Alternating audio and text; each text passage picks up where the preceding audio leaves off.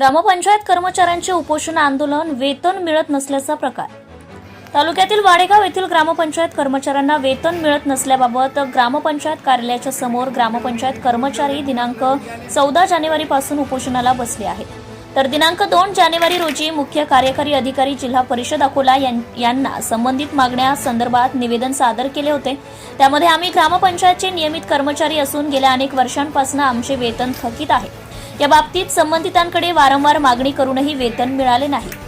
वसुली झाल्यानंतर वेतन दिलं जाईल असं आश्वासन दिले होते, परंतु शासन निर्णयानुसार कर वसुलीमध्ये 50% सूट देण्यात आल्याच्या अनुषंगाने माहे डिसेंबर 2025 मध्ये जवळपास 25 लाख रुपये वसुली करण्यात आली।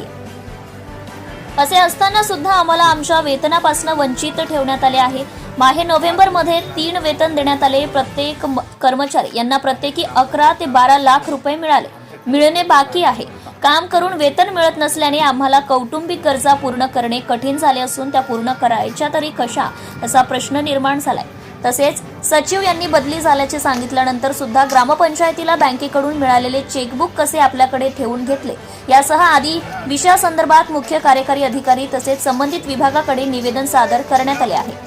सादर करण्यात आलेल्या निवेदनावर ग्रामपंचायत कर्मचारी सुभाष सरप, सुनीत डोंगरे, आनंदा घाटोळ, महादेव ढोरे, सुरेश डोंगरे, सुकेश डोंगरे, गजानन शिंदे, निवृत्ती सरप, गुलाबराव चिकटे, आकाश इंगळे, अजाबराव डोंगरे यांच्या स्वाक्षऱ्या आहेत। सत्यशोधक न्यूज चॅनल करिता राजकुमार चिंचोळकर, बाळापूर तालुका प्रतिनिधी। सुरतने शापूरच्या पायथ्याशी असलेला शापूर आदिवासी गावात